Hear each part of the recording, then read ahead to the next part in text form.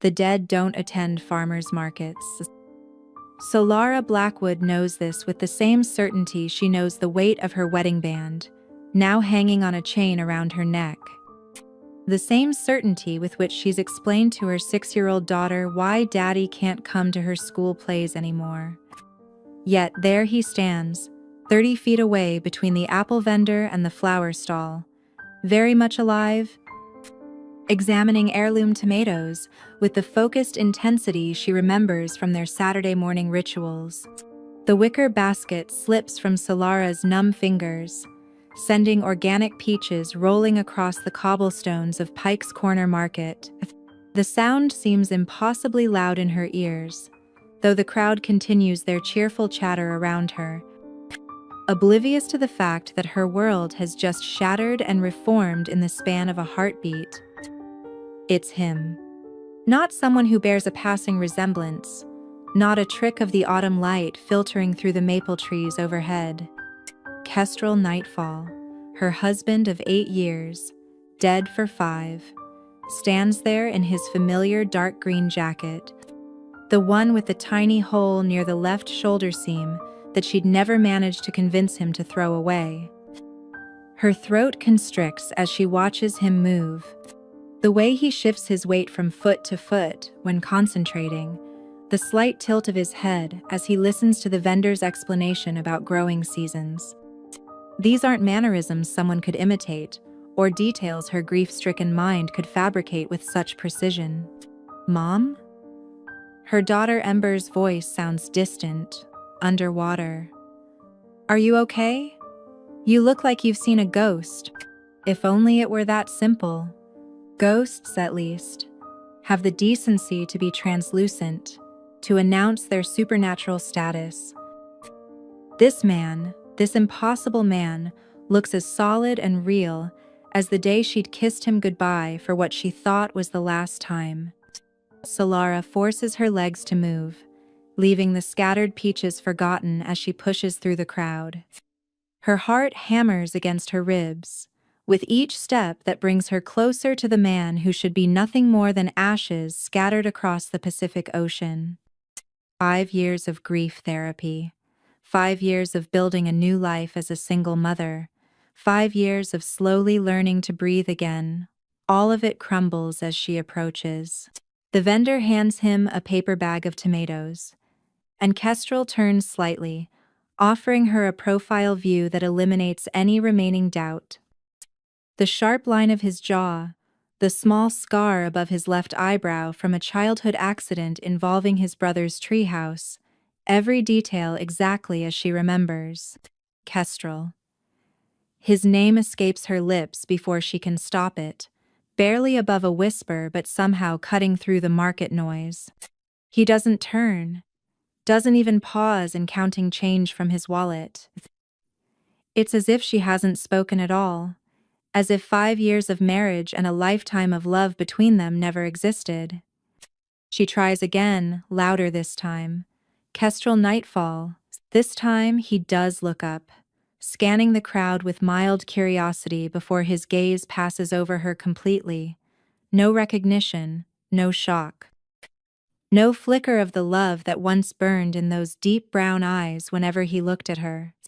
He glances right through her as if she's nothing more than another face in the crowd. The casual dismissal hits harder than any slap. This is the man who used to trace constellations on her bare shoulders in the dark, who knew exactly how she liked her coffee and that she was afraid of moths but would never admit it. The man who promised her forever and then left her to raise their daughter alone. Solara's vision blurs as Kestrel pockets his change and walks away, moving through the crowd with an easy confidence that suggests he belongs here. In this moment, in this life, that she was never told about. Her legs finally give out, and she sinks onto a nearby bench, watching him disappear between the stalls like smoke. Mom! Ember appears at her side, small hands gripping Solara's arm. What's wrong? You're scaring me. How can she possibly explain that the father Ember mourns every night in her prayers just walked past them without a second glance. How can she tell her daughter that everything they've built their grief upon might be a lie? I thought I saw someone, Solara manages, her voice barely steady. Someone I used to know. But even as she speaks the words, doubt creeps in. Grief does strange things to the mind. She's learned that the hard way over the past 5 years. Maybe the stress of single parenthood and working double shifts at the Botanical Research Center has finally caught up with her. Maybe she's finally broken under the weight of a loss she never truly accepted. The rational part of her mind insists this must be the explanation. People don't come back from the dead. She identified his body at the morgue herself, held his cold hand one last time before the funeral director gently pulled the sheet back into place. But her heart knows what it saw, and as she sits there, watching the crowd flow around her like water around a stone, one terrible question burns in her chest. If Kestrel Nightfall is alive, then what else has been a lie? Solara's hands shake as she fumbles for her phone, nearly dropping it twice before managing to dial. The familiar number connects on the second ring, and Dr. Magnus Rowan's voice fills the line with its usual calm professionalism. Solara, this is unexpected. Are you all right? Magnus had been Kestrel's research partner at the university for over a decade, specializing in wildlife biology alongside her husband. More importantly, he'd been the one to identify the body after the hiking accident, when Kestrel's solo expedition in the Cascade Mountains had ended in tragedy, a fall from a cliff, they'd said. His body recovered 3 days later by search and rescue teams. Magnus. She breathes, grateful that Ember has wandered off to examine a display of painted gourds. I need to ask you something, and I need you to be completely honest with me. Pause. Of course, what's this about? 5 years ago, when you identified Kestrel's body, she swallows hard, forcing the words out. Are you absolutely certain it was him? The silence stretches so long she wonders if the call has dropped. When Magnus finally speaks, his voice has changed, become carefully measured. Solara, where is this coming from? We've discussed this before. The grief counselor said these kinds of doubts are normal. Just answer the question, she interrupts, something sharp and desperate creeping into her voice. Please. Another pause. The injuries were extensive. But yes, I'm certain, the dental records matched. The birthmark on his shoulder, his wedding ring. Magnus's voice softens. Solara, what's happened? Has someone been telling you otherwise? She almost laughs at the absurdity of it. I saw him, Magnus, at the farmer's market. Not someone who looked like him. Same mannerisms, same scar, same everything. That's impossible, Magnus says immediately, but there's something in his tone that makes her skin prickle. A hastiness that sounds almost rehearsed? Is it? She presses. You sound awfully quick to dismiss it. It's because people don't come back from the dead, Solara. I understand that grief can create powerful hallucinations, especially during times of stress. Are you taking care of yourself? Getting enough sleep? The condescending concern in his voice ignites something fierce in her chest. I know what I saw. I'm sure you think you do, but he looked right through me, Magnus. Didn't recognize me at all. What kind of hallucination would my mind create where my dead husband doesn't even know who I am? This gives him pause. That is unusual for grief-induced visions, but not impossible. Sometimes the mind... Stop. Solara cuts him off, suddenly exhausted by his clinical explanations. Just stop. Can you meet me? I need to show you something, Cloud. Solara, I really think you should speak with Dr. Chen instead. Your grief counselor would be much better equipped. 1 hour, she says firmly. The coffee shop on Elm Street. If you ever cared about Kestrel, if our friendship meant anything to you, you'll come. She hangs up before he can protest further, her heart racing with something that feels almost like hope. But as she watches Ember carefully select a small pumpkin from a display, doubt creeps back in. What if Magnus is right? What if 5 years of suppressed grief has finally caught up with her in the most spectacular way possible? The vendor accepts Ember's crumpled dollar bills with a patient smile, and Solara forces herself to focus on the simple normalcy of the moment. Her daughter, clutching her tiny pumpkin-like treasure, skips back to her side with the kind of pure joy that should be impossible after seeing what Solara just saw. "Can we go to Uncle Thorne's house now?" Ember asks, using her pet name for Dr. Thorne Ashford, Kestrel's younger brother, and the only family they have left in Millhaven. "I want to show him my pumpkin." Solara nods absently, but her mind is elsewhere. Thorne had been devastated by his brother's death, perhaps even more than she had been. He'd blamed himself for not going on that final hiking trip, for letting Kestrel venture into the mountains alone. If anyone would want to know about this impossible sighting, it would be him. But as they walk toward her car, Solara can't shake the feeling that Magnus's reaction had been wrong somehow. Too quick, too dismissive. And that pause when she'd first asked about the identification, had that been normal surprise, or something else entirely? She helps Ember into her car seat, the routine motions comforting in their familiarity.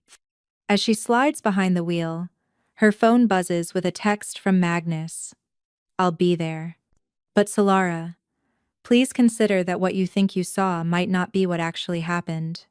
The carefully worded message makes her frown. Not what you saw, but what you think you saw.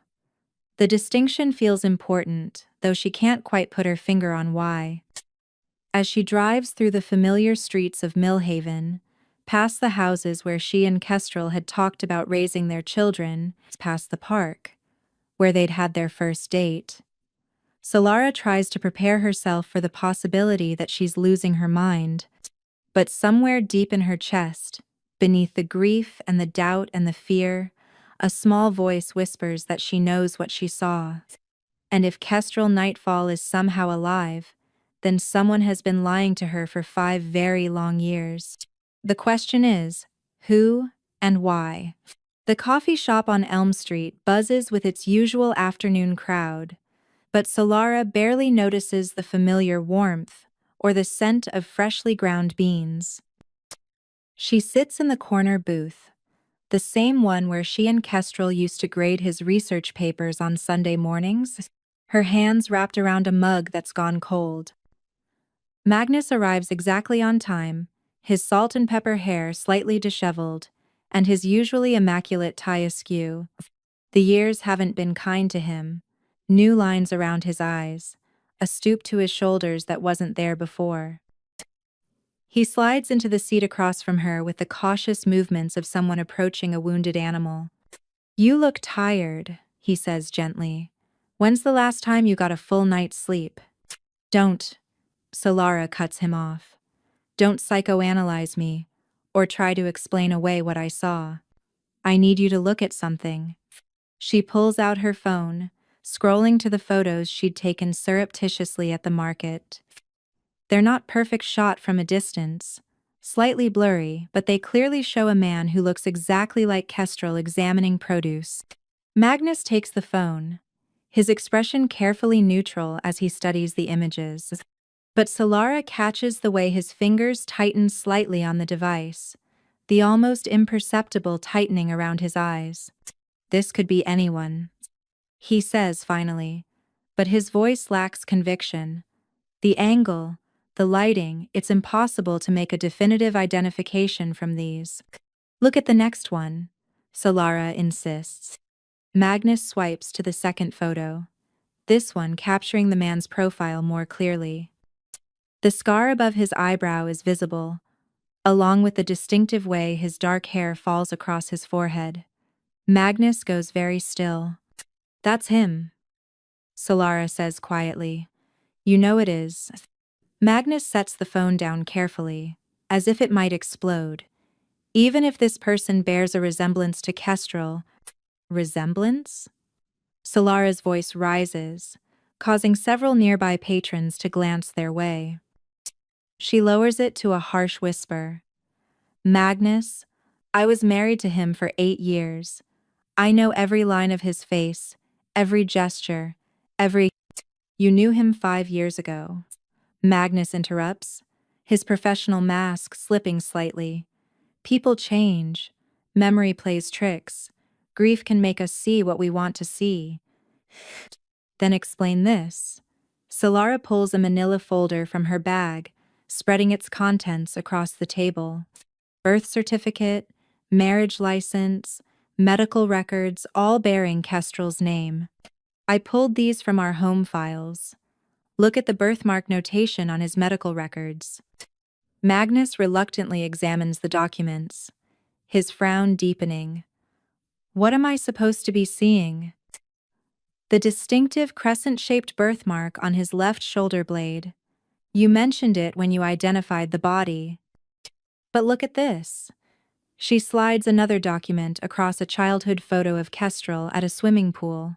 Shirtless, his back clearly visible. "No birthmark, Magnus. None." The color drains from Magnus's face. There must be some mistake. The lighting in the photo, or... There's no mistake." Solara's voice is steady now, filled with a terrible certainty. "I have 12 years' worth of photos of my husband. Beach vacations, camping trips, every summer when he'd take his shirt off. No birthmark. Not ever." Magnus stares at the photo as if it might change before his eyes. When he finally looks up, something has shifted in his expression, a crack in the careful facade he's been maintaining. "Solara," he says slowly, "what exactly are you suggesting?" "I'm suggesting that either you lied about identifying my husband's body, or you were shown something that wasn't actually him." She leans forward, her green eyes boring into his. "Which is it, Magnus?" The silence stretches between them, filled with the coffee shop's ambient noise, grinding machines, casual conversations, the clink of ceramic mugs. But all Solara can hear is the thundering of her own heartbeat as she watches her husband's oldest friend wrestle with something he clearly doesn't want to say. "There are things." Magnus begins carefully, then stops. He runs a hand through his graying hair, suddenly looking older than his 53 years. "There are things about your husband's work that you never knew. That he specifically asked me not to tell you." "What kind of things?" "The wildlife research he was doing in those final months. It wasn't just standard behavioral studies. He'd been tracking something unusual in the Cascade Mountains, something the university couldn't officially support." Solara's mouth goes dry. "What kind of unusual?" Magnus glances around the coffee shop, then leans closer. "Reports of animals behaving in ways that defied conventional zoology. Wolves displaying near-human intelligence. Large predators that seemed to disappear and reappear at will." Kestrel became obsessed isn't too strong a word. "And you think this got him killed?" "I thought it got him killed," Magnus corrects quietly. "But if what you're showing me is true, if that really was him at the market..." He trails off, shaking his head. "God help me, Solara. But I'm starting to wonder if maybe Kestrel found exactly what he was looking for." The implications hit her like a physical blow. "Are you saying he faked his own death?" "I'm saying," Magnus replies, his voice barely above a whisper, "that the body I identified might not have been human." The words hang in the air between them, like a live wire. Solara stares at him, trying to process what he's just suggested, when her phone buzzes with a text message. The sender is listed as unknown number, but the message makes her blood run cold. Stop digging, or you'll end up like the body they buried in your husband's place. Magnus sees her expression change and reaches for the phone. His face goes ashen as he reads the message. "We need to leave," he says urgently, standing and gathering the documents. "Now." But as they head for the exit, Solara catches sight of a familiar figure through the window, the same man she'd seen at the market, Kestrel, or whoever he is, sitting in a car across the street, watching them. This time, when their eyes meet through the glass, he doesn't look away. Solara's feet move before her brain catches up, carrying her out of the coffee shop and across the busy street, despite Magnus's urgent calls behind her. Car horns blare as she weaves between traffic, her eyes locked on the figure in the sedan, who should be dead, should be nothing more than memory and regret. He doesn't drive away, doesn't even start the engine. Instead, Kestrel, and she's certain now it's him, simply watches her approach with an expression of mild curiosity, as if she's an interesting specimen he's studying, rather than the woman who shared his bed for 8 years. Solara yanks open the passenger door and slides in before he can object, her heart hammering so hard she's sure he can hear it. The car smells like him, that distinctive combination of cedar and pine that used to cling to his clothes after his research trips. But there's something else underneath it now, something wild and unfamiliar that makes her skin prickle. "Prophet, hello," he says calmly, as if she's a stranger asking for directions. "Can I help you?" The casual politeness is a knife to her chest. "You can start by telling me why you faked your death and left your daughter to grow up thinking she lost her father." Kestrel's eyebrows rise slightly. "I'm sorry, but I think you have me confused with someone else. I don't have a daughter." Ember nightfall. Solara presses, pulling out her phone to show him pictures. Born March 15th, 2018. She's 6 years old. She has your eyes and your stubborn streak, and she asks me every night why Daddy had to go to heaven. For just a moment, something flickers across his features. Pain, perhaps, or recognition. But it's gone so quickly she might have imagined it. "I understand you're upset," he says carefully, "but I'm not whoever you think I am. My name is Kieran Shadowmere, and I've never been married, never had children." "Kieran Shadowmere?" The name tastes like lies on her tongue. "Your name is Kestrel Nightfall. You're a wildlife biologist. You have a scar above your left eyebrow from falling out of your brother Thorn's treehouse when you were 9. You're allergic to shellfish, but you eat it anyway because you're stubborn. You proposed to me on Mount Rainier during a thunderstorm because you said I was the only person brave enough to stand in the rain with you." With each detail, his expression grows more strained. His hands tighten on the steering wheel, and she notices his knuckles go white with the pressure. "You sleep on the right side of the bed," she continues relentlessly. "You make terrible pancakes but amazing coffee. You fold your socks instead of rolling them because your mother taught you it prevented wrinkles." Stop. The word comes out sharp, almost a growl. When he turns to look at her, his brown eyes flash with something that isn't quite human. "You need to leave. Now." But Solara has seen that flash before, in the split second before he'd kiss her awake on lazy Sunday mornings. In the moment before he'd pull her close during thunderstorms. Her breath catches. "Your eyes," she whispers. "They still do that. Change color when you're emotional." "You're imagining things," he says. But his voice has lost its calm control.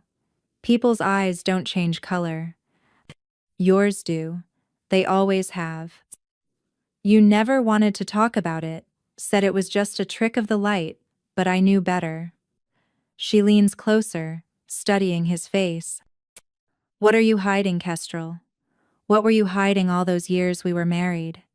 I told you I'm not. The research Magnus mentioned, the unusual animals in the Cascade Mountains.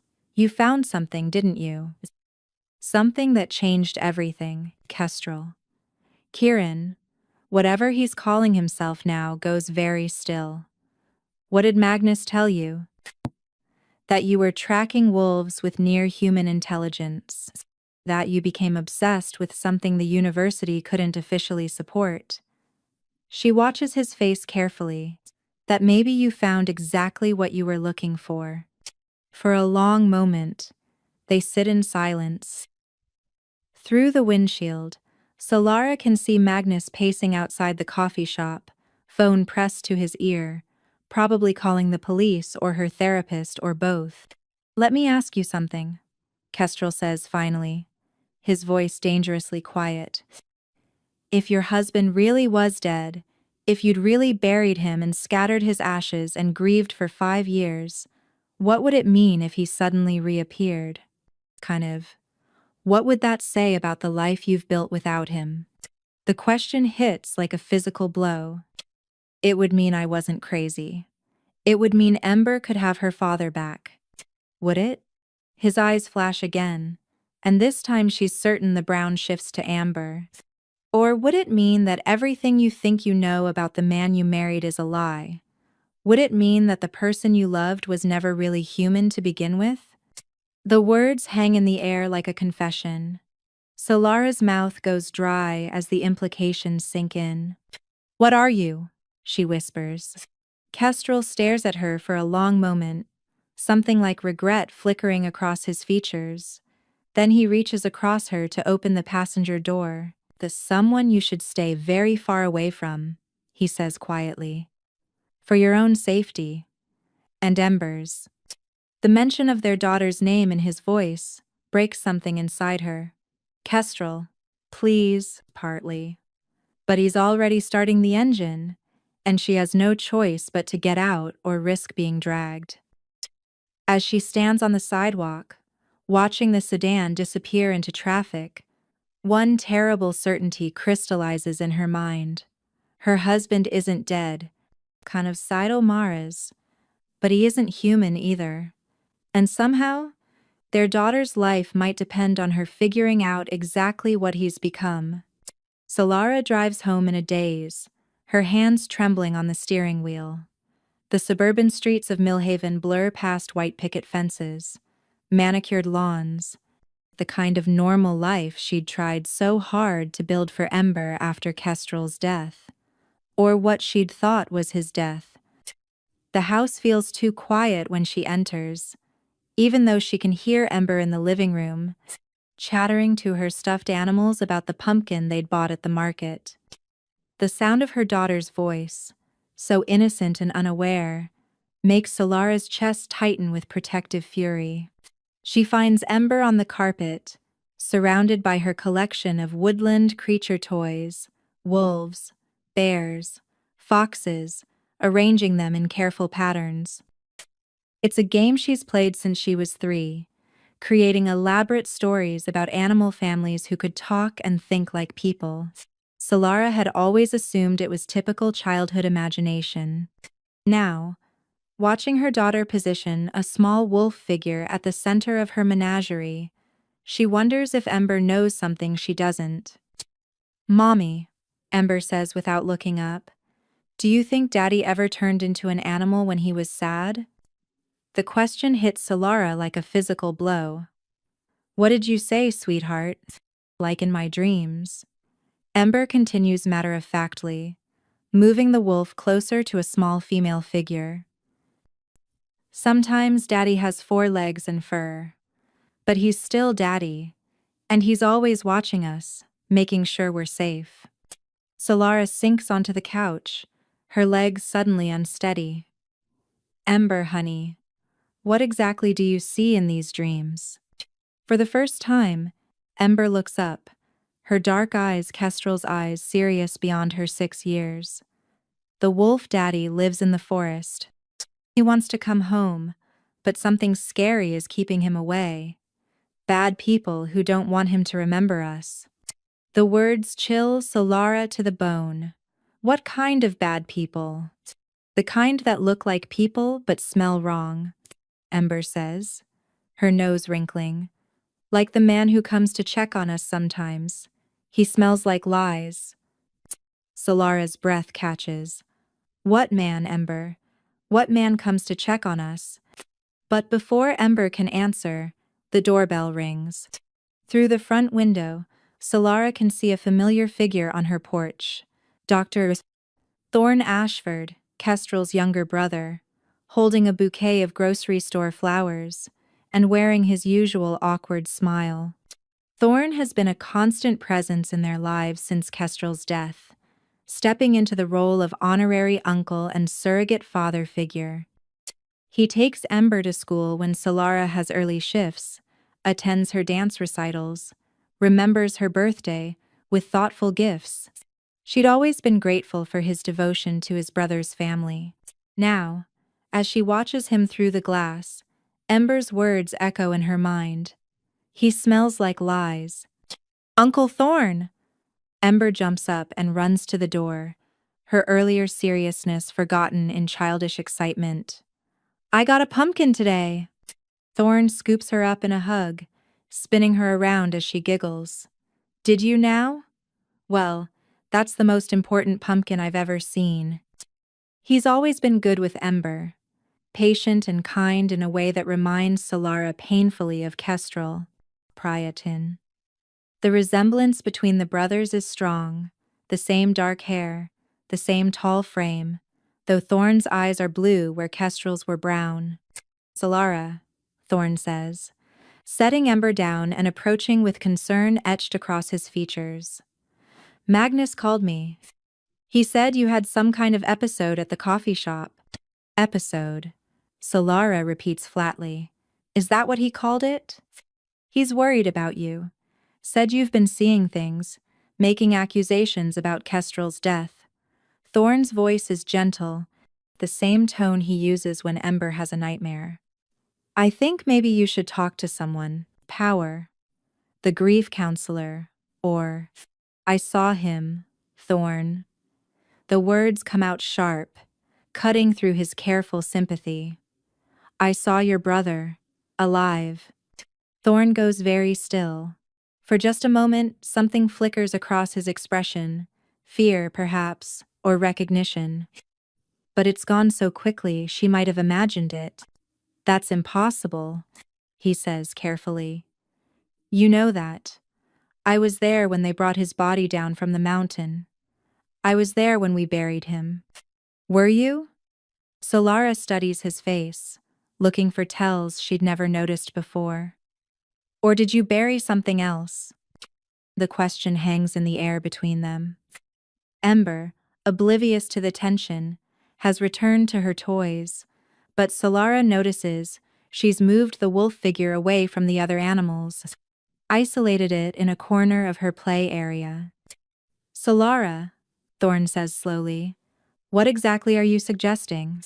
I'm suggesting that there are things about your family that I was never told. Things about what Kestrel really was. She takes a step closer, her green eyes boring into his blue ones. Things that might explain why my 6-year-old daughter dreams about her father turning into a wolf. The color drains from Thorne's face. He glances quickly at Ember, then back at Solara, his expression shifting from concern to something that looks almost like panic. Pauses. We should talk, he says quietly, but not here, not in front of Ember. Why? What are you afraid she might hear? Thorne doesn't answer directly. Instead, he kneels down beside Ember, his voice carefully casual. Hey, kiddo. How would you like to have a sleepover at Grandma Rose's house tonight? I bet she'd love to see your pumpkin. Ember's face lights up. Really? Can we, Mommy? Grandma Rose makes the best hot chocolate. Solara wants to say no, wants to keep her daughter close while her world tilts off its axis. But looking at Thorne's tense expression, she realizes that whatever he needs to tell her, Ember shouldn't hear it. Rose Kestrel's mother, And Ember's grandmother lives just 20 minutes away and has always been a safe haven for her granddaughter. Of course, sweetheart. Go pack your overnight bag. As Ember runs upstairs, chattering excitedly about her sleepover plans, Solara turns back to Thorn. Start talking. Start talking. He's staring at the window, his jaw clenched tight. There are things, he says finally, about our family. About what we are. Things Kestrel swore me to secrecy about, even after his death. What kind of things? Thorn meets her eyes, and she sees something wild and desperate in his gaze. The kind that would change everything you think you know about the man you married. And the kind that might get you and Ember killed if the wrong people find out you know. As if summoned by his words, a shadow passes by the front window, too large to be human, moving with a predator's grace. Thorn sees it too, his body going rigid with alarm. They're already watching, he whispers. God help us, but I think they already know. After Ember leaves for Rose's house, clutching her overnight bag and her precious pumpkin, Solara and Thorn sit in her living room like strangers. The familiar space feels alien now, filled with shadows and secrets she's never noticed before. How long have you been lying to me? She asks without preamble. Thorn doesn't deny it. Instead, he runs his hands through his dark hair, so similar to Kestrel's, and sighs deeply. 5 years, since the night Kestrel supposedly died. Supposedly? He didn't die, Solara. But he did disappear. And there's a difference you need to understand. Thorn meets her eyes, his blue gaze steady despite the tremor in his voice. My brother didn't fake his death to abandon you and Ember. He faked it to protect you. From what? Thorn stands and moves to the window, peering through the curtains at the darkening street. From what he'd become. From what our family really is. He turns back to her, his expression grave. Solara, the Nightfall and Ashford bloodlines carry a genetic legacy that goes back centuries. We're not entirely human.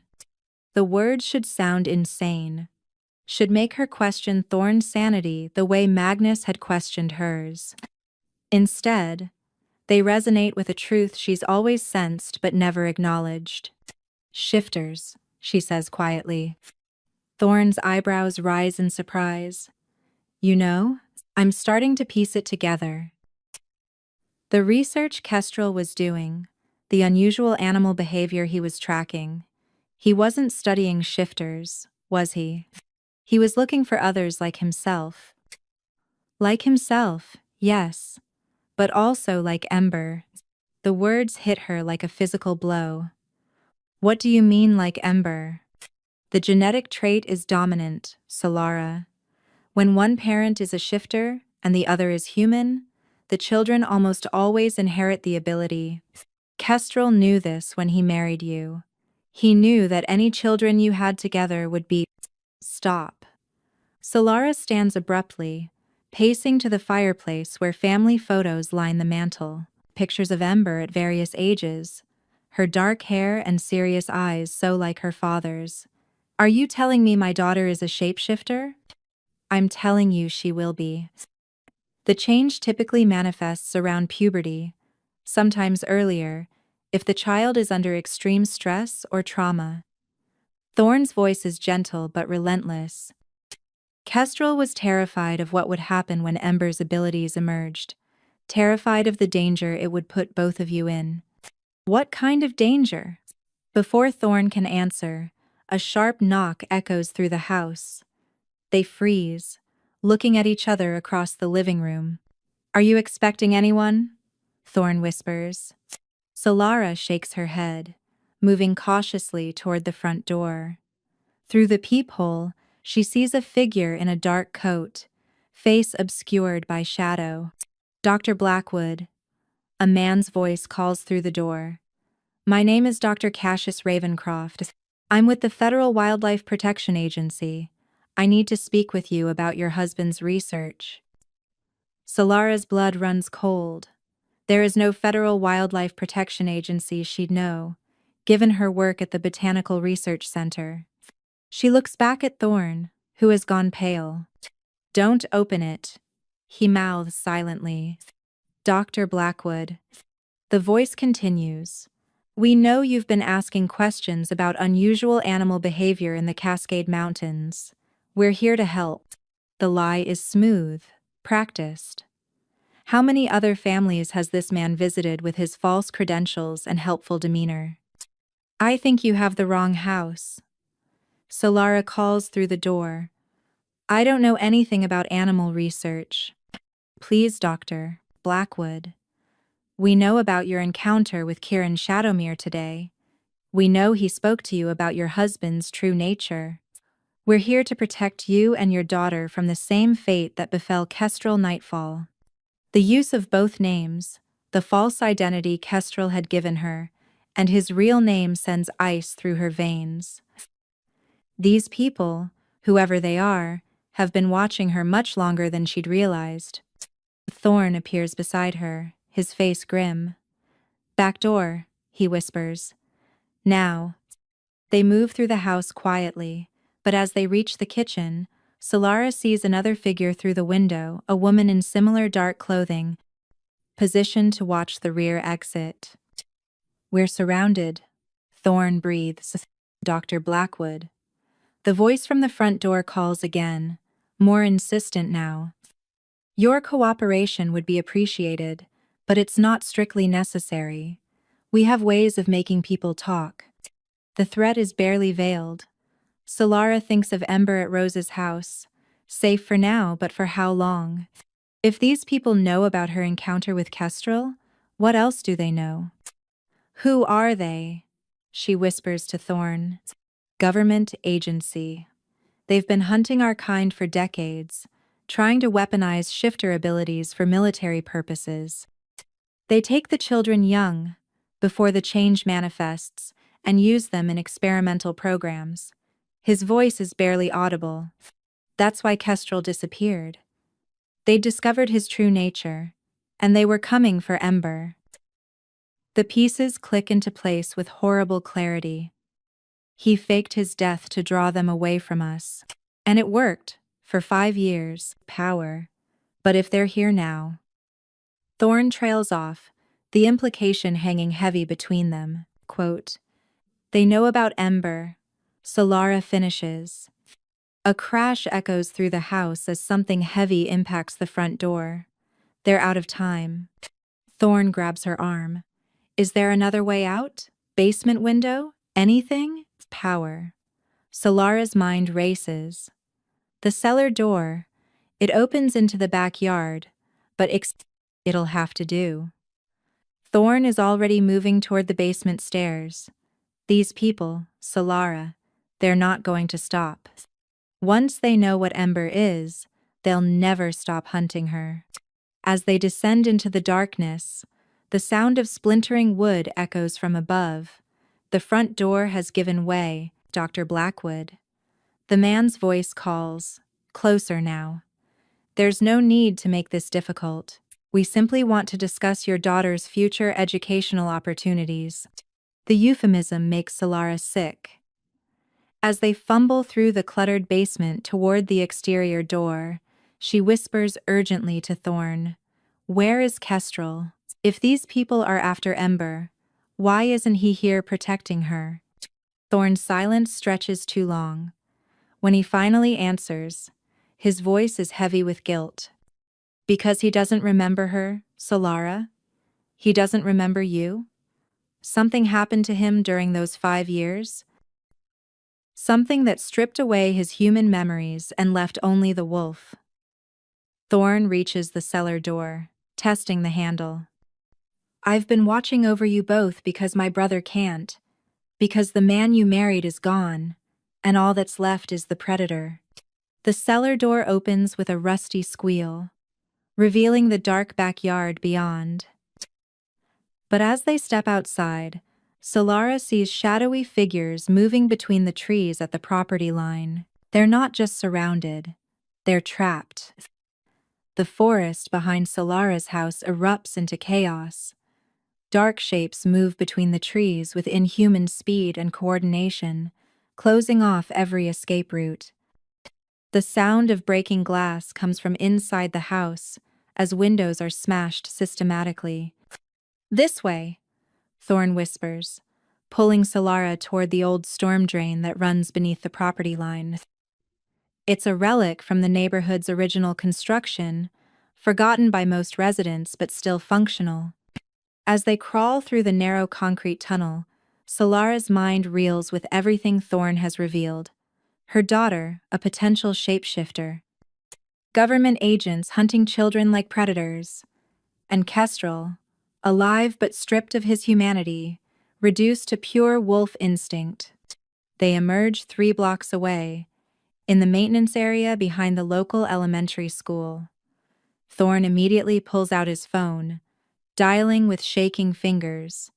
"Who are you calling?" Solara asks. "Someone who might be able to help. Someone who's been protecting shifter families for longer than either of us has been alive." The call connects. "In Madam Lyra?" It's Thorn Ashford. "They've found Solara, and they're moving on Ember. We need sanctuary." He listens for a moment, his expression growing increasingly grim. "Yes, I understand. The old rules are changing." He hangs up and turns to Solara. "We have maybe an hour before they expand their search grid. There's someone you need to meet, someone who can explain what really happened to Kestrel." They drive through the back roads of Millhaven in Thorn's pickup truck, avoiding main streets and traffic cameras. Solara's phone buzzes constantly with missed calls from unknown numbers, but she doesn't dare answer. "Tell me about these government people," she says as they turn onto a narrow dirt road leading into the old-growth forest preserve. They call themselves the Biological Variance Control Division. Officially, they don't exist. Unofficially, they've been monitoring and capturing supernatural beings for 70 years. Thorn's hands tighten on the steering wheel. They started small individual werewolves, isolated vampires, the occasional witch. But in the last decade, they've gotten more organized, more aggressive. What do they want with the children? Soldiers. Shapeshifters who've been raised from birth to serve government interests, to see their abilities as weapons rather than heritage. They separate them from their families young, before the first change, and condition them to believe their human parents abandoned them. The truck pulls up to what appears to be an abandoned ranger station, its windows boarded and its paint peeling. But as they approach, Solara notices subtle signs of habitation, fresh tire tracks, a thin wisp of smoke from the chimney, the faint glow of artificial light seeping through cracks in the boards. Thorn knocks 3 times, pauses, then twice more. The door opens to reveal a woman in her 70s, silver-haired and sharp-eyed, wearing clothes that look hand-woven from natural fibers. "Madam Lyra," Thorn says with obvious relief. "Thank you for seeing us." "Child," the woman replies, her accent carrying hints of Eastern Europe. "When the wolves start hunting our young, we all must answer the call." Her penetrating gaze fixes on Solara. "You are the human woman who married into the Nightfall line." "I am. And you are?" "Someone who has been keeping secrets longer than you have been alive." Madame Lyra steps aside to let them enter. "I am what your government friends would call a person of interest. I help families like yours disappear when necessary." The interior of the ranger station is surprisingly warm and well-appointed, with maps covering every wall and electronic equipment that looks far more sophisticated than anything a retired ranger would need. "Thorn tells me you've encountered your husband," Madame Lyra continues, settling into a worn armchair. "What exactly did he say to you?" Solara recounts the conversation in the car, Kestrel's lack of recognition, his warning to stay away. As she speaks, Madame Lyra's expression grows increasingly troubled. The memory erasure, the older woman murmurs. I warned him this might happen. Memory erasure? Solara leans forward. What are you talking about? Madame Lyra exchanges a glance with Thorn before answering. 5 years ago, your husband came to me in desperation. The BVCD had discovered his true nature and were closing in. He had evidence they were planning to take Ember once she began showing signs of her inherited abilities. So, he faked his death to protect us, Solara says. Thorn already explained that part, Pradam. That was only the beginning, Madame Lyra replies gravely. Kestrel realized that simply disappearing wouldn't be enough.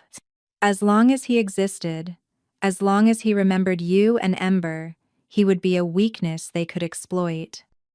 His love for you would eventually drive him to make contact, and they would be watching for exactly that. A chill runs down Solara's spine. What did he do? He asked me to help him undergo a ritual that would strip away his human memories completely. His identity, his past, his love for you, everything that made him. Kestrel Nightfall would be erased, leaving only the wolf consciousness. Madame Lyra's voice grows heavy with sorrow. It was the most selfless act I have ever witnessed. He chose to forget the most precious things in his life to keep them safe. The words hit Solara like physical blows. But if he doesn't remember us, then why is he here? Why did I see him today? Because the ritual is failing, Thorn says quietly. Over the past few months, there have been reports of a large wolf in the area. Always alone, always watching human families from a distance.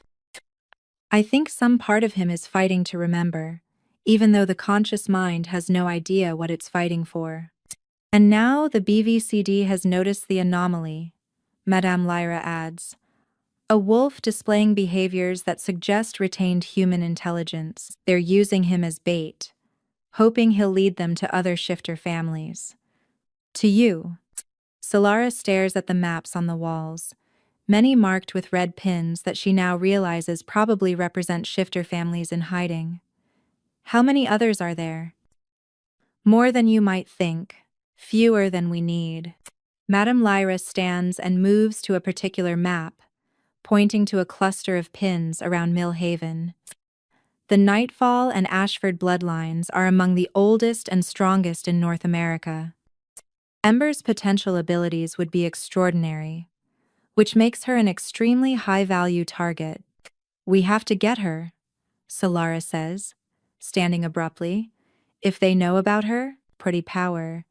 They don't have her yet, Thorn interrupts. I spoke to Rose 20 minutes ago. Ember is safe at her grandmother's house, and Rose knows to watch for anything unusual. But for how long? Solara begins pacing the small room. These people, they're not going to just give up, are they? Madame Lyra shakes her head.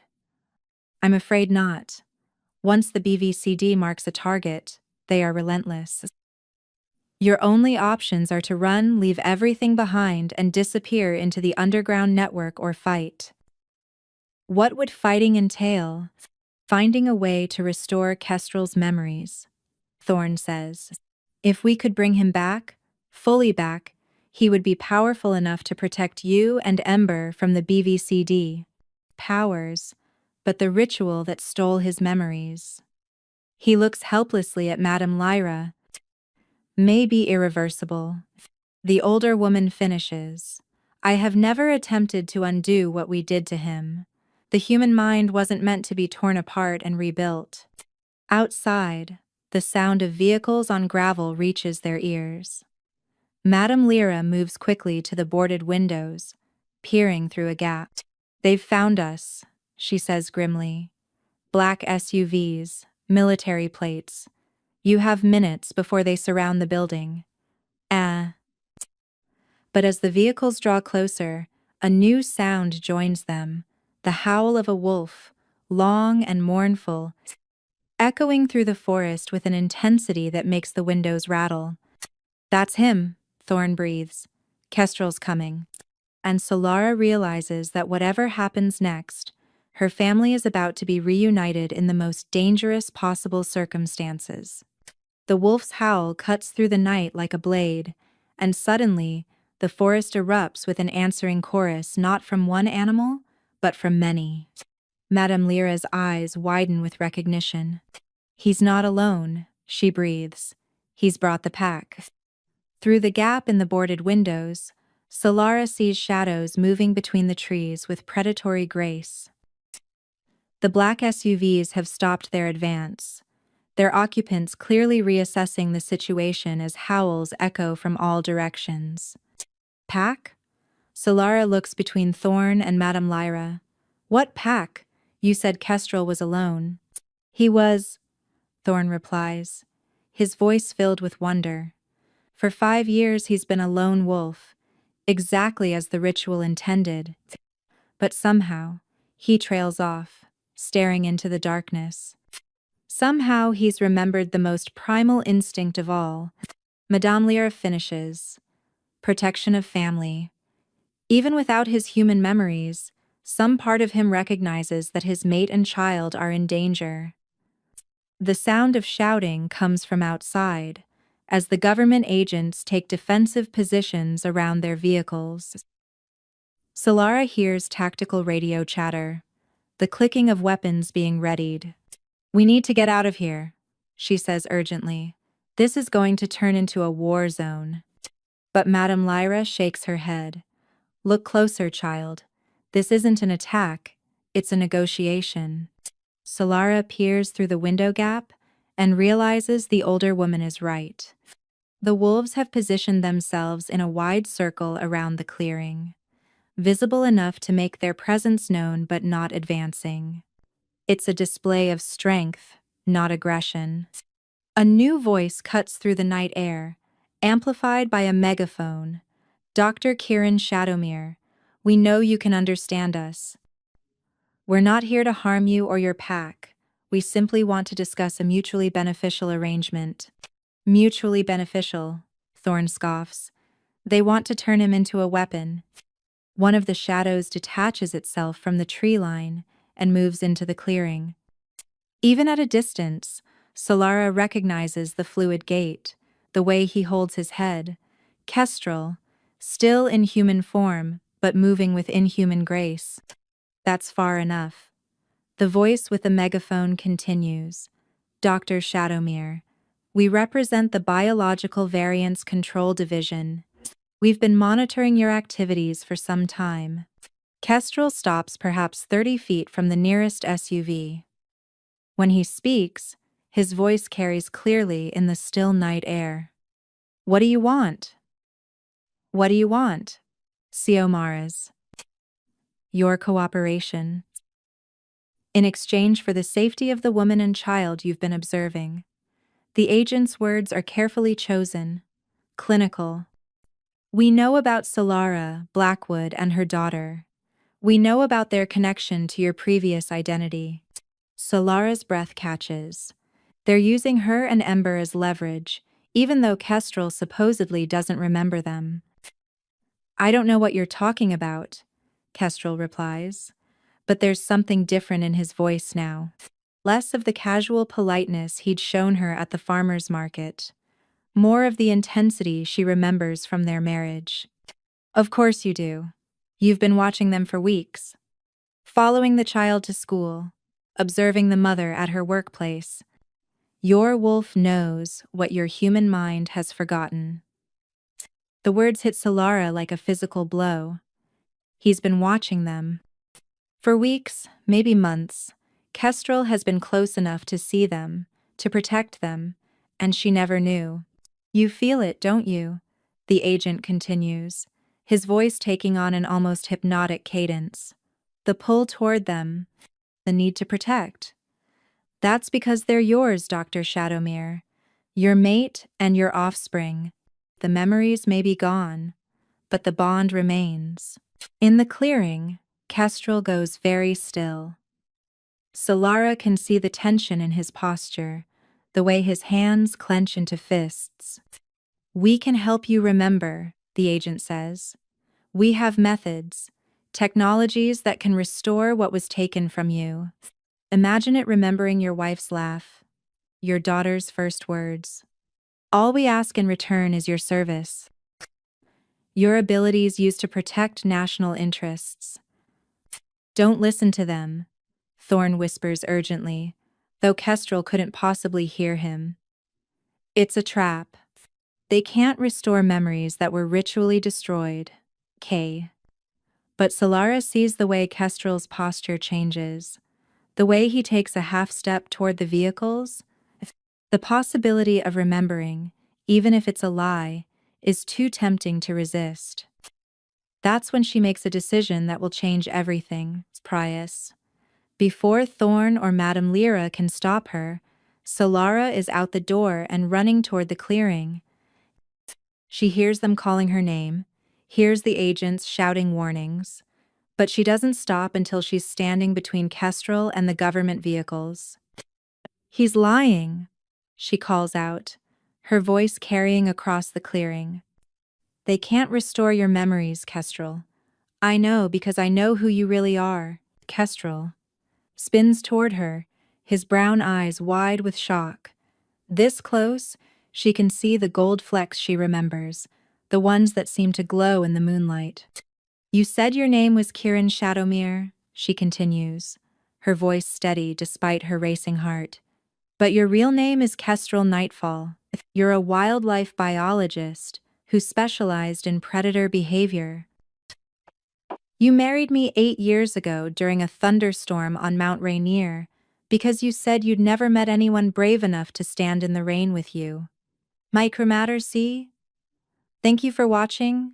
And Huan makes formation. Something flickers across his features. Confusion, pain, a desperate kind of hunger. "You have a daughter named Ember who just turned 6. She has your eyes and your stubborn streak, and she's been dreaming about you as a wolf every night since she was 3. Solara takes a step closer, ignoring the weapons trained on her from multiple directions. "You chose to forget us, to keep us safe. But some part of you never stopped loving us." The agent with the megaphone tries to regain control. "Dr. Shadowmere, this woman is clearly delusional," Price is. "Don't let her manipulate you with false memories." But Kestrel isn't listening to him anymore. His eyes are locked on Solara's face, and she can see something awakening behind them. Recognition struggling against the barriers that have contained it for 5 years. "Prove it," he says quietly. Solara reaches up and touches the scar above his left eyebrow, the one from his childhood accident. "You got this falling out of Thorn's treehouse when you were 9. You were trying to impress a girl named Sarah Chen by doing a backflip off the platform." Kestrel's breath catches. I remember being in a tree, falling, but not." He shakes his head, frustrated. "The memories are still there," Solara says gently. "Buried, but not destroyed." "They couldn't be destroyed, because they're part of who you are at the most fundamental level." Around them, the standoff continues, but it feels distant now, unimportant compared to the recognition slowly dawning in her husband's eyes. "Freckles," he whispers suddenly, the word escaping him like a confession. And Solara knows that whatever happens next, she has her husband back. The next several hours pass in a blur of gunfire, howling, and chaos as Kestrel's pack drives off the government agents. When the dust settles, 3 people are dead, all BVCD operatives, and the remaining agents have retreated to regroup. Solara finds herself in a safe house 50 miles away, surrounded by shifters she never knew existed, trying to process the fact that her quiet suburban life is over forever. Kestrel sits across from her at a battered kitchen table, his human appearance intact but his posture suggesting a predator barely contained. The memories are returning slowly, painfully, like a dam with cracks that widen under pressure. I remember our first date, he says suddenly, his voice rough with emotion. The botanical gardens. You wore that green dress and kept correcting my plant identifications. Solara manages a smile despite the exhaustion weighing on her shoulders. You were wrong about half of them, Pom. I knew that. I just liked listening to you talk. The admission comes with a flash of his old grin, the one that had made her fall in love with him in the first place. But then his expression darkens. I also remember why I had to leave. The night the BVCD came to our house, they had files on Ember, Solara, detailed projections about when her abilities would manifest, what her potential power level might be. Thorn told me. They want to turn shifter children into weapons. Kestrel nods grimly. I couldn't let that happen to her, but I also couldn't just run away and take you both with me. They would have followed, and eventually they would have found us. The only way to keep you safe was to make them believe I was dead and that you knew nothing about what I really was. So you chose to forget us completely. I chose to sacrifice my happiness for your safety. His eyes meet hers across the table. I'd make the same choice again if I had to. The words should be romantic, should make her feel cherished and protected. Instead, they highlight the fundamental problem they now face. Kestrel is back, but he's not the same man she married. 5 years of living as a wolf, even with his human memories returning, have changed him in ways she's only beginning to understand. Where's Ember? She asks for the dozenth time since they arrived at the safe house. Still with Rose, but not for much longer. Thorn is bringing her here tonight, along with some of the other shifter families in the area. Kestrel reaches across the table to take her hand, his skin feeling fever warm against hers. Solara, there's something else you need to know about Ember's abilities. A chill runs down her spine. What about them? The dreams she's been having, the ones where she sees me as a wolf, those aren't dreams. They're a form of psychic connection that typically develops in young shifters around age 5 or 6. She's been seeing me, because part of her mind has already awakened to what she is. But you said the change doesn't happen until puberty. Usually, yes, but trauma can accelerate the process. And learning that her father is alive after 6 years of believing he was dead. Kestrel trails off, but the implication is clear. Solara pulls her hand free and stands abruptly, pacing to the window. Outside, she can see other shifters moving through the compound, men and women, who look human, until you notice the predatory grace in their movements, the way their eyes reflect light like an animal's. I can't do this, she says quietly. Do what? This. She gestures around the room, encompassing the safe house, the armed guards, the complete upheaval of everything she thought she knew about her life. 6 hours ago, I was a single mother who worked at a botanical research center and worried about paying the mortgage. Now I'm apparently married to a shapeshifter. My daughter is some kind of psychic wolf child, and government agents are trying to kidnap us for experimental purposes. Kestrel stands and moves toward her, but stops when she takes a step back. I know it's a lot to process, he says carefully, but we'll figure it out together, as a family. Will we? The question comes out sharper than she intended. Because the man I married wouldn't have made the decision to erase his memories without talking to me first. He wouldn't have chosen what he thought was best for me without giving me a voice in that choice. Kestrel's expression tightens. I was trying to protect you. You were trying to control the situation. You decided that forgetting us was better than trusting us to handle the truth. Solara turns to face him fully. What happens the next time you decide something is too dangerous for me to know?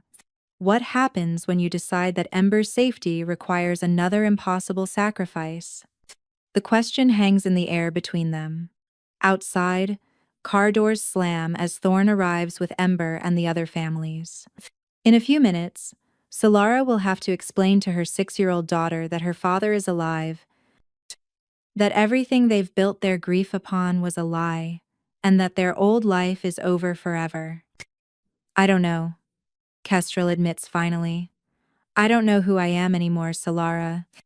Human or wolf, husband or protector. I feel like I'm caught between worlds with no clear path forward. For the first time since seeing him at the farmer's market, Solara looks at her husband, really looks at him, and sees not the confident man she married, but someone struggling to reconcile two incompatible parts of himself. Then maybe, she says softly, we need to figure out who we all are now, together, before we decide whether there's still a we to save. The sound of a child's laughter echoes from outside, and Solara recognizes Ember's voice calling for Uncle Thorn. In a moment, she'll have to walk out that door and navigate the most difficult conversation of her parenting career. But first, she has to decide whether she's ready to trust the man who looks like her husband but feels like a stranger wearing his face. But 3 weeks after their world imploded, Solara sits in the morning sunlight, streaming through the kitchen window of their new safe house in northern Oregon, watching Ember play in the backyard with a group of shifter children who treat shapeshifting like the most natural thing in the world. The adjustment hasn't been easy. Ember's abilities manifested exactly as Kestrel had predicted, triggered by the emotional shock of learning her father was alive.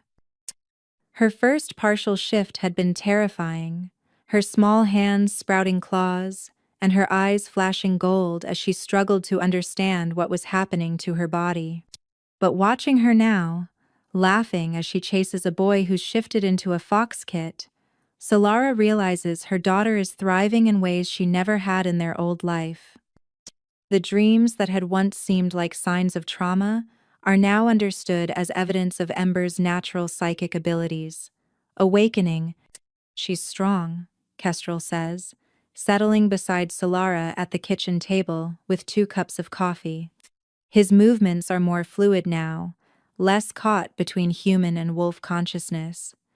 Stronger than either of us expected.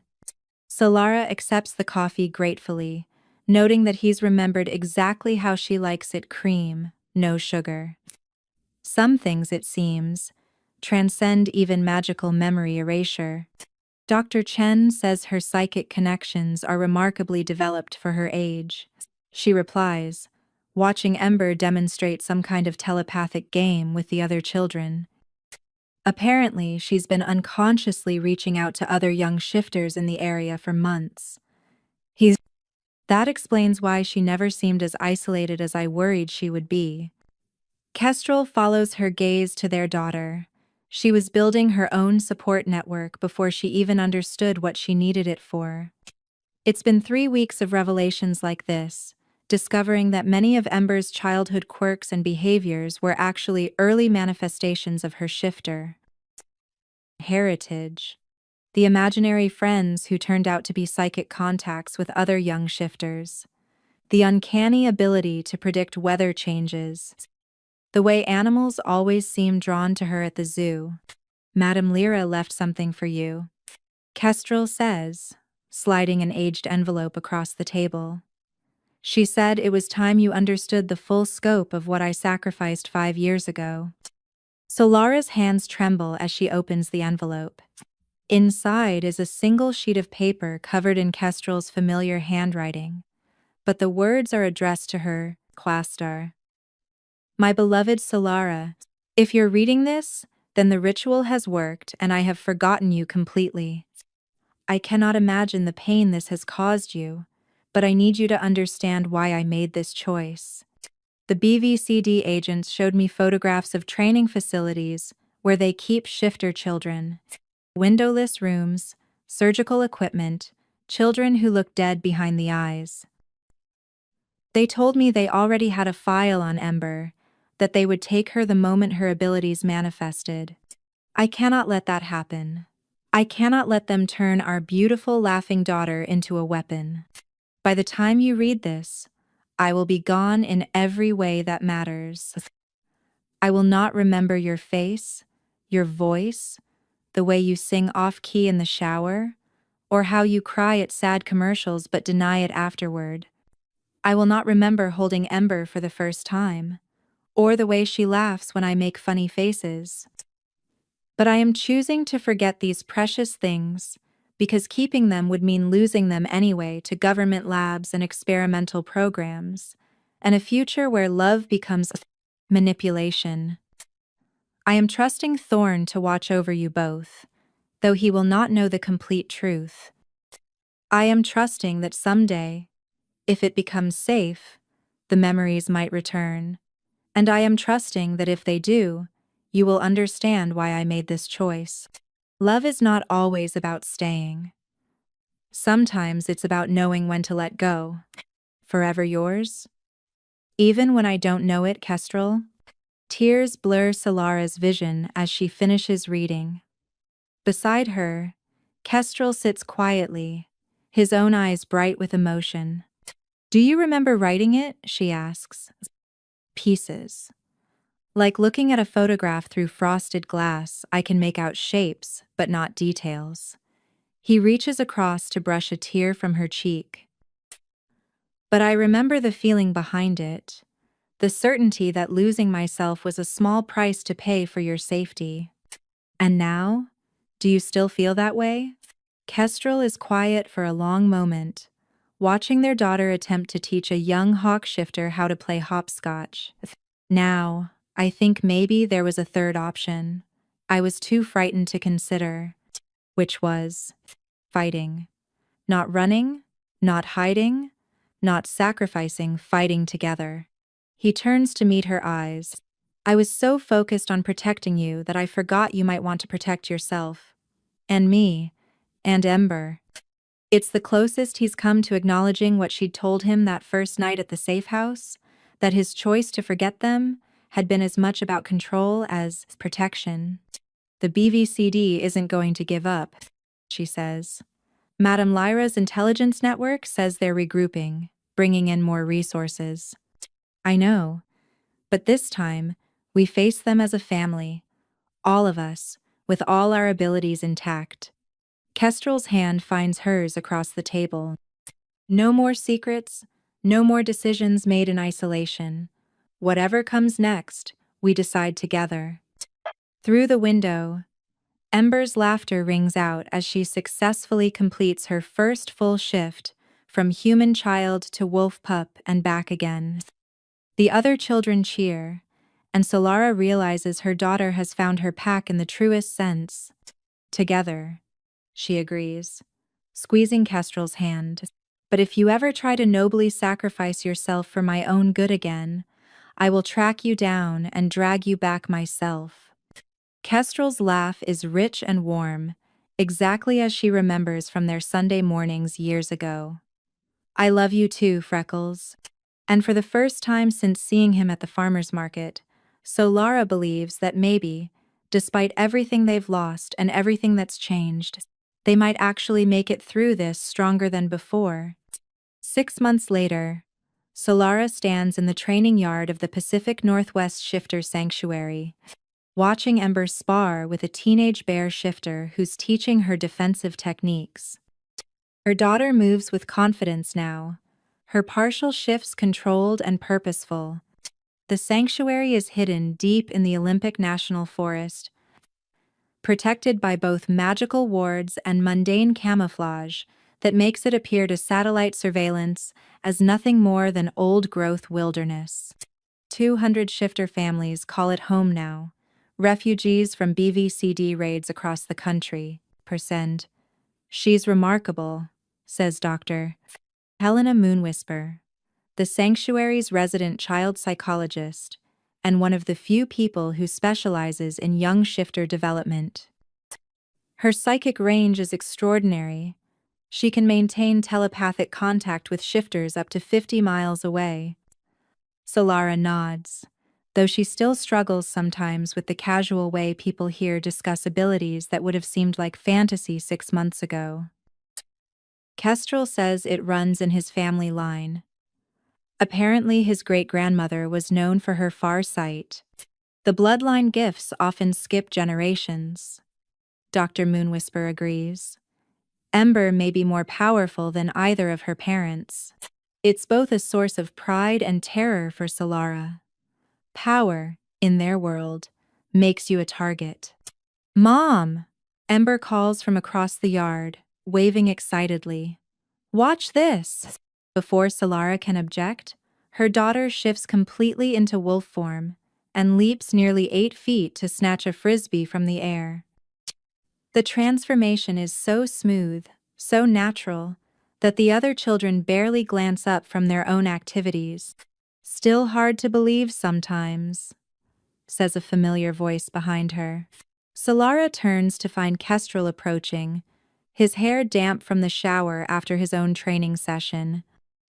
He's been working with the sanctuary's security team, using his enhanced senses and 5 years of survival instincts to help design better early warning systems. "Which part? That our daughter can turn into a wolf? Or that I'm married to someone who can do the same?"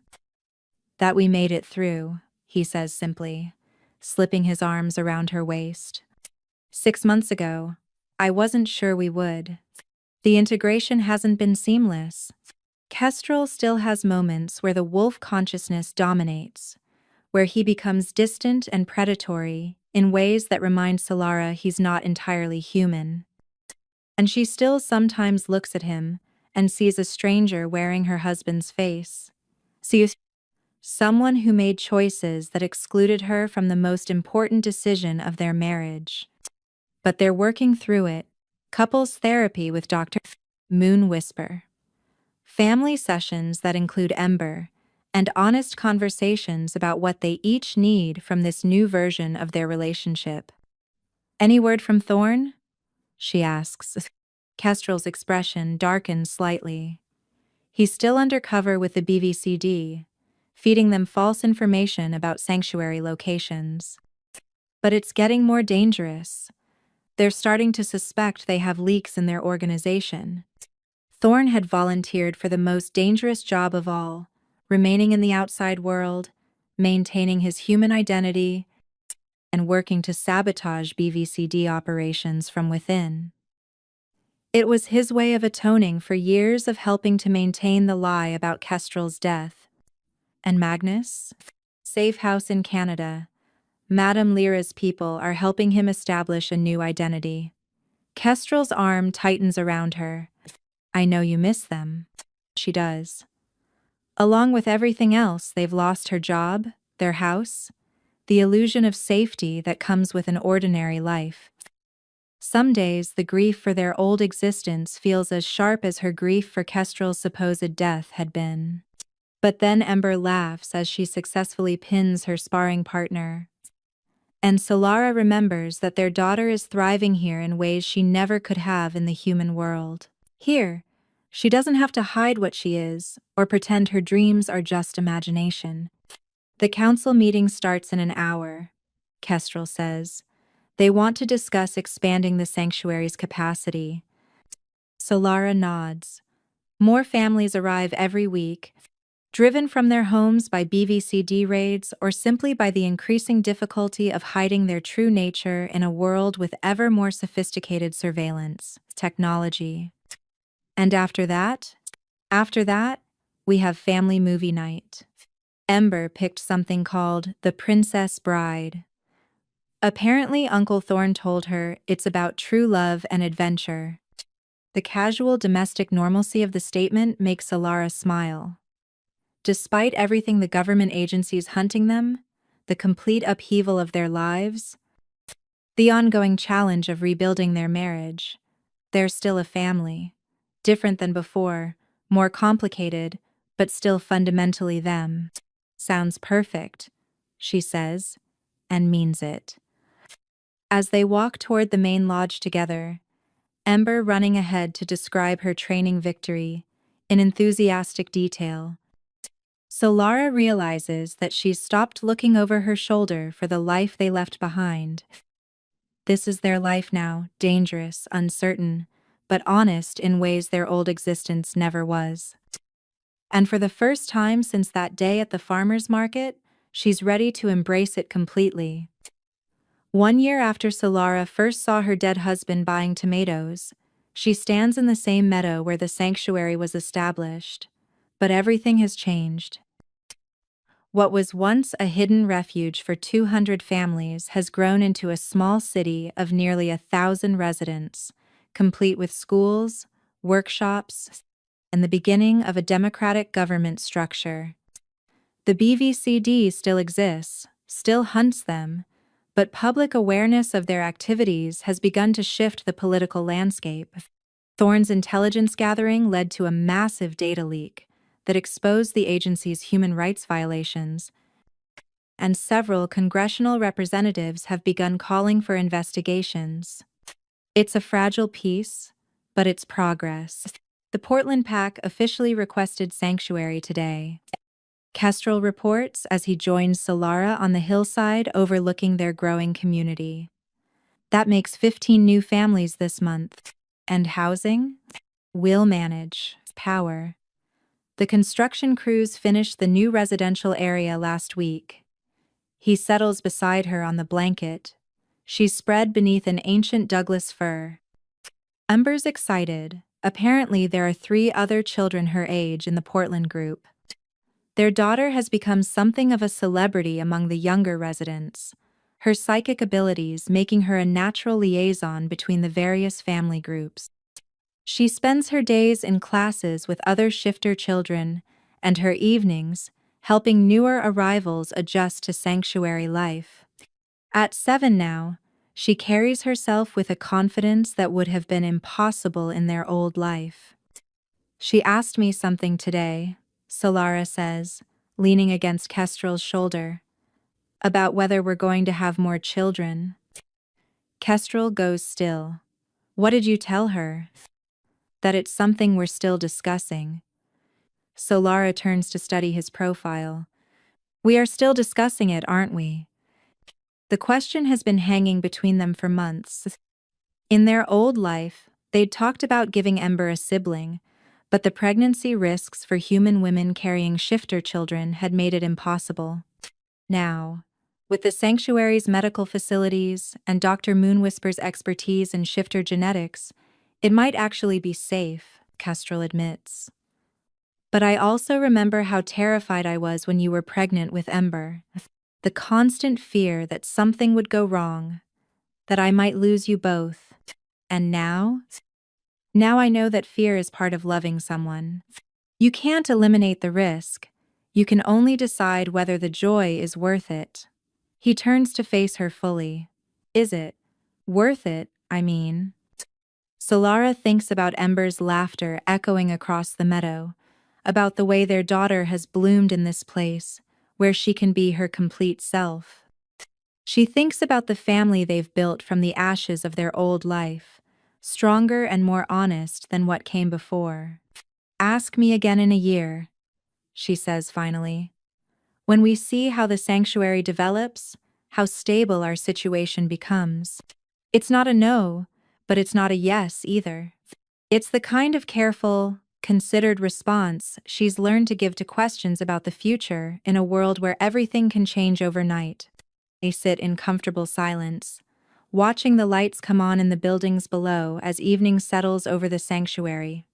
Somewhere in the distance, a wolf howls not in distress, but in simple communication with its pack. The sound is answered by others until the entire valley echoes with the ancient song. Do you ever miss it? Solara asks. Our old life, I mean. The simplicity of being ordinary. Kestrel considers the question seriously. I miss the illusion of safety it provided. I miss being able to take Ember to the park without wondering if we're being watched. Quote, but I don't miss the secrets. And I don't miss pretending to be something I'm not. Even if it meant we could have been a normal family? We were never going to be normal, Freckles. Not with what I am. Not with what Ember inherited. He points toward the residential area where their daughter is undoubtedly pestering some adult to teach her a new skill. Look at her down there. Really look. When has she ever been more herself than she is right now? Solara follows his gaze and sees Ember emerge from one of the buildings, surrounded by a group of younger children who clearly adore her. Even at 7, she carries herself with a confidence and natural leadership that would have been impossible in their old life. Never, she admits. That's what makes it worth it. Not the safety or the community or even the fact that we're together again. Kestrel's hand finds hers, his fingers intertwining with her own. It's the fact that for the first time in her life, our daughter gets to be completely, authentically herself. And a shooting star streaks across the darkening sky, and Solara finds herself making a wish the way she used to as a child. Not for their old life back, not for the impossible simplicity of ignorance, but for time. Time for Ember to grow up safe and confident in this place they've built. Time for the sanctuary to establish itself as truly secure. Time for her and Kestrel to fully heal the wounds left by 5 years of separation and lies. What are you thinking about? Kestrel asks, following her gaze upward. Tomorrow, she says simply. And the day after that, and the day after that. All the ordinary moments we get to have now that we're finally telling the truth. As they pack up the blanket and head back toward the warm lights of home, Solara realizes that this is what happiness looks like now. Not the absence of danger or uncertainty, but the presence of honesty, community, power, and the knowledge that whatever challenges come next, they'll face them together. The dead don't attend farmers' markets, she thinks, remembering that first impossible moment that changed everything. But sometimes they come back to life in ways more beautiful and complicated than anyone could have imagined. And sometimes, that's exactly what love requires.